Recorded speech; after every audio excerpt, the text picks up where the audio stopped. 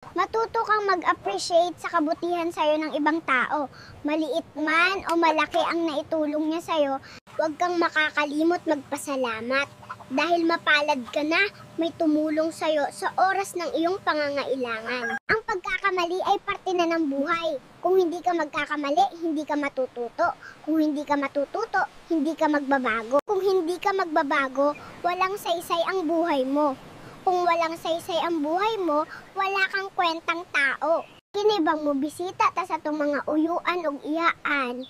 Unya kung naigamit bitaw nga mawala sa ila. Nganong moingon man mo nga, karon ra jud ni nahitabo. Unsay day pagtuon ninyo na mo bisita rami og mga wat?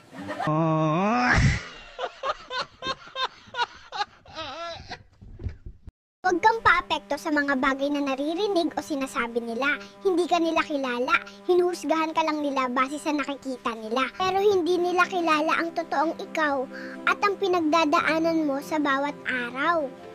Sino ba sila?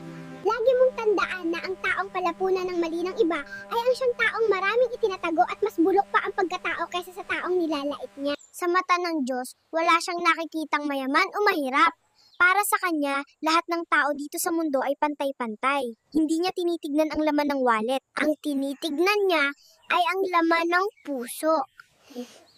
Nakauyab ko na kog single maam. Niya na sila, nganong dito ka man sa babae nga na ni anak? Ngano di na anak, dili na sila pwede panguyaban, dili na sila pwede higugmaon, dili na sila pwede respetuon. Kaya ako panindugan ang ahong gugma sa iyaha o nakamali siya sa una, pero ahong usbon og ampingan ko siya.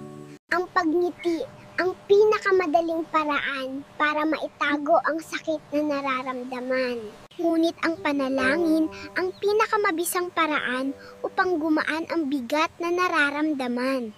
Sa usaping pangangaliwa, hindi pwedeng kasalanan lang ng isa. Dahil may nabuong relasyon, ibig sabihin, ginusto rin ng asawa mo na magkaroon ng bago sa buhay niya. Dahil kung sadyang matapat, matino, may konsensya, at mahal ka ng asawa mo, hindi siya magpapatukso.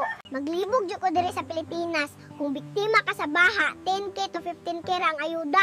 Pero kung ligawas na kagika sa imburnal, 80k da yun. Wala ba mo, kuyapi?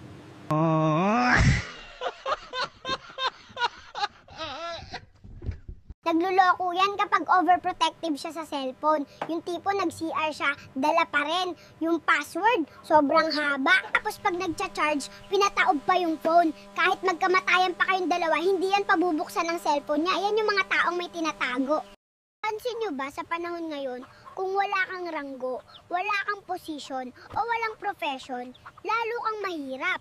Ang tingin nila sa'yo mababa, walang halaga ang inyong boses at damdamin para sa kanila. Wala kang kwenta at hindi ka nila irerespeto. Kasi daw, ang halaga mo nakadepende sa katayuan mo sa estado ng buhay mo. Grabe no, parang diploma na rin ang basehan ng respeto ngayon.